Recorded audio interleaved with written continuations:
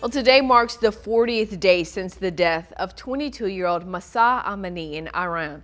She was arrested for allegedly wearing a head covering too loosely. Now, in Iran, the 40th day symbolizes the final day of mourning, but protests sparked by her death continue and are expected to escalate further. Now, Iranians in Central Texas are speaking out. KVUE's Natalie Haddad has the story. I think a lot of Iranians have this fear of would they be able to go back to Iran if they spoke up. Protests in Iran continue into its second month, sparked by the death of 22-year-old Mahsa Amini. Morality police, who enforce conservative Islamic behavior and dress, arrested Mahsa in September for allegedly wearing a headscarf too loosely. And 3 days later, she was dead. Morality police say Mahsa died of heart failure, but her family and witnesses to the arrest dispute that claim, saying Mahsa was beaten to death by the morality police. Now thousands across the globe are taking the streets, demanding justice for Mahsa. Young people in Iran, especially young women, have led the protests. They're asking for something very simple, which is their basic human rights and freedom. Before moving to Texas, Shahrzad Yekta lived in Iran until she was 13 years old. Women, life, freedom. I want human rights for everybody in Iran. Shahrzad said it is the bravery of protesters that helped her make the overnight decision to speak out, despite the risk it brings.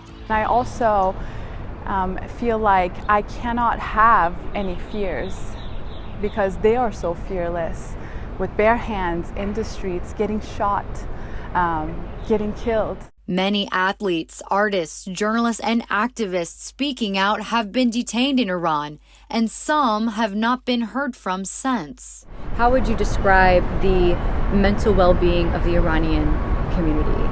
It's not good. It's absolutely not good. On top of the current crisis, it's 43 years of oppression and trauma and gaslighting that's been happening. UT Austin professor Dr. Nahid Siamdoust has also been spreading the word of the events unfolding overseas. She explains Iran has a long history of protests. Iranians have had grievances against their government for decades, but most acutely for the last decade, since the Green Movement, where they mounted the biggest protest since the revolution against the Islamic Republic, and really hoping to bring about reforms from within. And while the most recent protests were inspired by the death of Mahsa Amini, protests over the years have always been connected to grievances against Iran's government. The most recent, election of Iran's president, who's very conservative, and he's tightened the screw in terms of, the social sphere and women's hijab. And of course, that led to the death of Mahsa Amini in custody of the morality police and really ignited things. Dr. Siamdoust and Shahrzad both say by speaking out, they've come to terms with losing the option of going back to Iran. But both also share they are on a mission to amplify the voices of their suppressed loved ones back home. People inside of Iran, they're chanting Zan Zendegi Azadi, which is they just want their freedom. For KVUE News, I'm Natalie Haddad.